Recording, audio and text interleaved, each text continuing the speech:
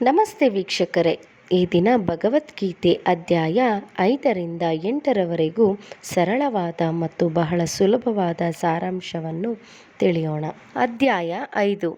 ಅಹಂಕಾರದಿಂದ ಹೊರಬಂದು ಫಲದಾಸೆ ಇಲ್ಲದೆ ಕರ್ಮ ಮಾಡು. ಹೇಗೆ ಕರ್ತವ್ಯ ನಿಭಾಯಿಸುತ್ತಲೇ ಫಲದಾಸೆ ಇಲ್ಲದೆ ಸನ್ಯಾಸಿಯಂತಿರುವುದು ಎಂದು ಅರ್ಜುನ ಪ್ರಶ್ನಿಸುತ್ತಾನೆ. ಇದಕ್ಕೆ ಕೃಷ್ಣನು, ನಿಜವಾದ ಕರ್ಮಯೋಗಿಯು ಫಲಿತಾಂಶದ ಬಗ್ಗೆ ಯೋಚಿಸದೆ ಫಲವನ್ನು ದೇವರಿಗೆ ಬಿಟ್ಟು ತಾನು ಕರ್ತವ್ಯ ನಿಭಾಯಿಸುತ್ತಾನೆ ಎಂದು ಕೃಷ್ಣ ಹೇಳುತ್ತಾನೆ.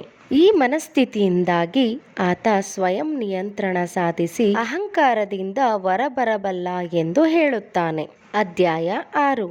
ಧ್ಯಾನ ಸಾಧಕರಿಗೆ ಕರ್ಮ ಸಾಧನೆ ಸಾಧ್ಯ. ಧ್ಯಾನದ ಕುರಿತು ಇಲ್ಲಿ ಕೃಷ್ಣ ಹೇಳುತ್ತಾನೆ.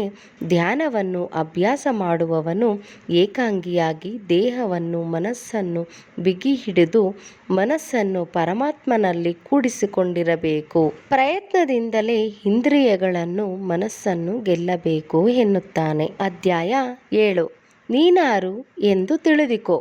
ಧ್ಯಾನ ಮಾಡುತ್ತಿರುವುದರಿಂದ ನಿನಗೆ ನೀನು ಯಾರೆಂಬುದು ಎಂದು ಅರಿವಾಗಬೇಕು. ಜ್ಞಾನಿಯು ನನ್ನಲ್ಲಿ ಲೀನನಾಗುತ್ತಾನೆ ಎಂಬ ತತ್ವ ಬೋಧಿಸುತ್ತಾನೆ. ಇನ್ನು ಅಧ್ಯಾಯ 8. ಪ್ರಯತ್ನ ಬಿಡಬೇಡ. ದೇವರ ಧ್ಯಾನದಲ್ಲಿ ಪ್ರಾಮಾಣಿಕವಾಗಿ ತೊಡಗಿರುವವನಿಗೆ ದೇವರು ಸಿಕ್ಕೇ ಸಿಗುತ್ತಾನೆ. ಪ್ರಯತ್ನ ಬಿಡಕೂಡದು ಎಂದು ಹೇಳುತ್ತಾನೆ ಶ್ರೀಕೃಷ್ಣ.